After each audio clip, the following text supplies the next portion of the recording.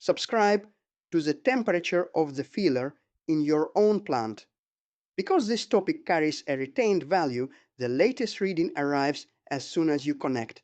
Then ask for yesterday's values. Silence, no error, no data.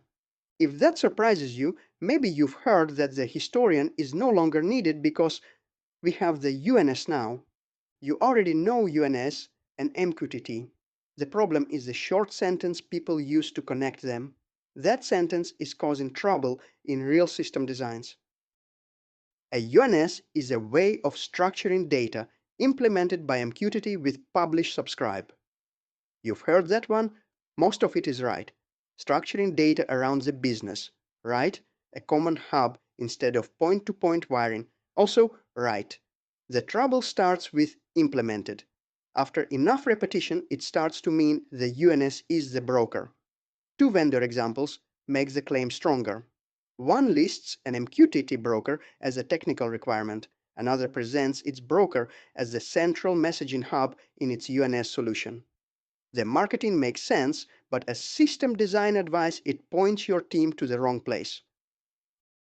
Walker Reynolds defines the unified namespace as an open, real-time single source of truth for industrial data, organized like the business and not tied to one product. That definition doesn't name a protocol.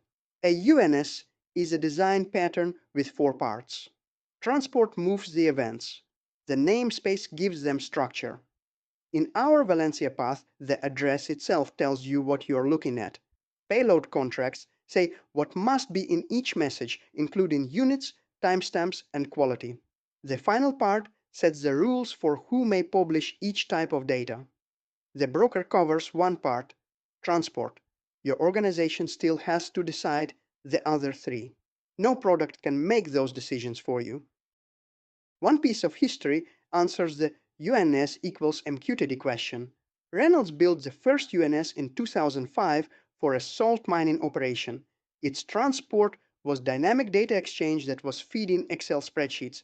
That project used no MQTT. It moved to it a year later. By then, the concept was already working and MQTT came in as an upgrade.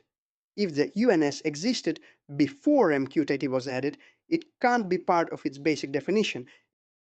MQTT is still the best default we have. It's small enough to run at the OT edge.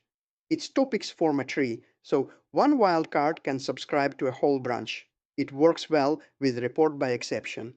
In that model, publishers send only what changed. MQTT also has broad industrial support. That's why it became the standard choice in practice for UNS transport. It still isn't part of the definition. RabbitMQ has worked as a UNS hub. Cloud Publish Subscribe can work too, though it may tie you to one provider. You could use another industrial protocol or a database stack with a good reason. Choose MQTT, just don't let that choice change what the UNS means. Open the broker and take inventory. It holds four things. First, at most, one retained message per topic. The latest value published with the retained flag, and nothing older. Second, persistent session state.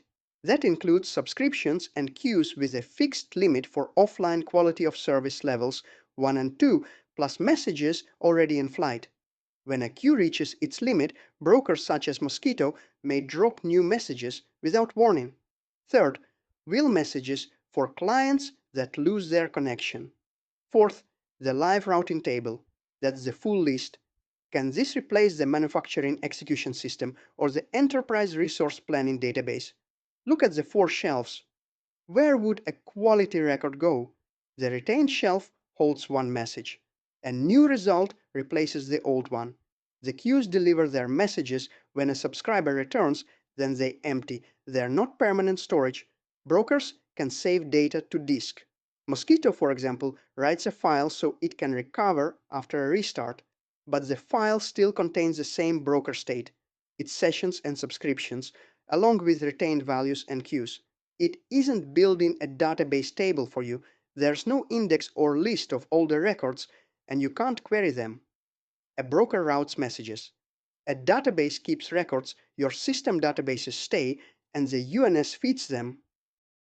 The next request sounds reasonable.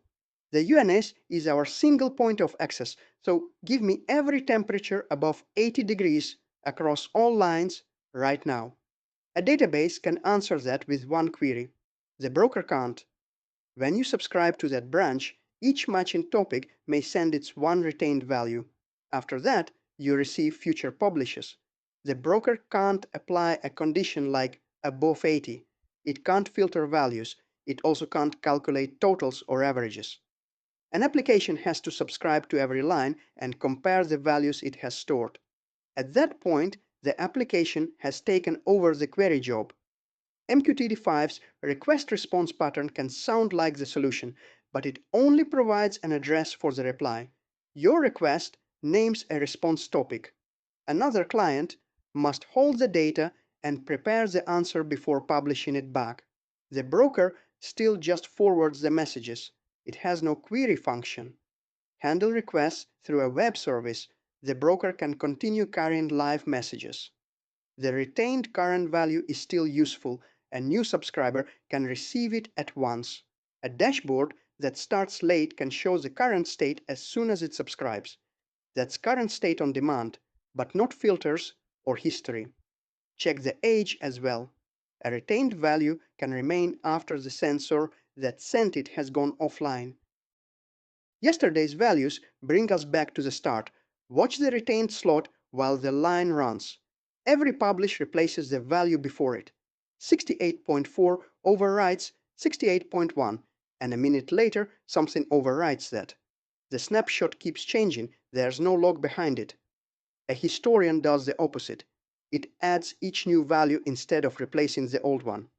Years of values and timestamps stay ready for a query. The MQTT protocol also shows that it wasn't designed for history. MQTT 311 has no setting for how long a message remains valid. That doesn't mean messages stay forever in an archive. There is no archive to manage. The fifth version of the protocol added a time limit for each message set by the publisher. That's all. A storage system gives you rules such as keep this data for 90 days, then delete it. MQTT doesn't provide those rules. Kafka makes the difference easier to see. It keeps a lasting record that consumers can replay. A consumer can return to an earlier position in the stored log and read old messages again. That's why Kafka often appears on the IT side of the systems. It shows what a broker with real storage looks like. Standard MQTT brokers don't keep a log you can replay. Their queues are delivery buffers, not history.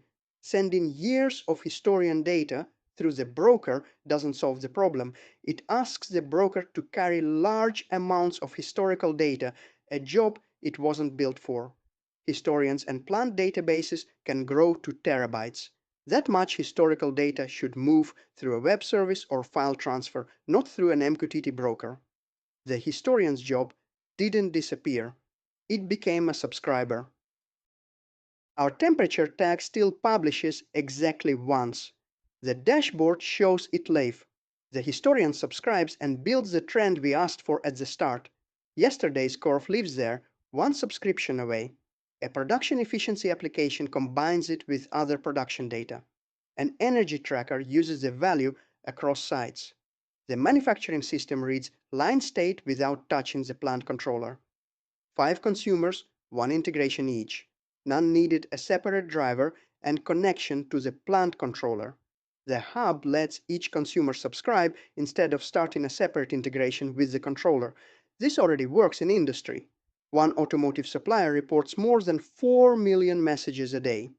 Its MQTT namespace follows the ISA 95 model for plant structure and connects production with IT. Systems publish and subscribe instead of asking each other for data again and again. It also helps when a machine fails and the cause isn't clear. A team can bring the related topics into one temporary view. They can watch the machine and line data beside data from nearby utilities. Everything is already published and already has context, so there's no need for another integration project. The UNS didn't replace the historian and no database disappeared. Each system connects once instead of creating another point-to-point PLC integration. That's the real promise. The UNS enables your data platforms. It isn't the platform itself. The corrected sentence fits on one slide. The UNS is the live, structured current state of your business. MQTT moves it and is the standard choice in practice. Anything that stores data or answers questions is a subscriber. Two footnotes. A late joiner can receive current state through retained snapshots or Sparkplug birth certificates. Sparkplug forbids the retain flag on data topics. Both provide state, not history.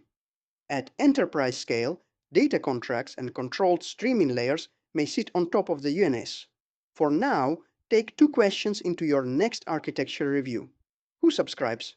Where does history live? If the second answer is the broker, you know what to say.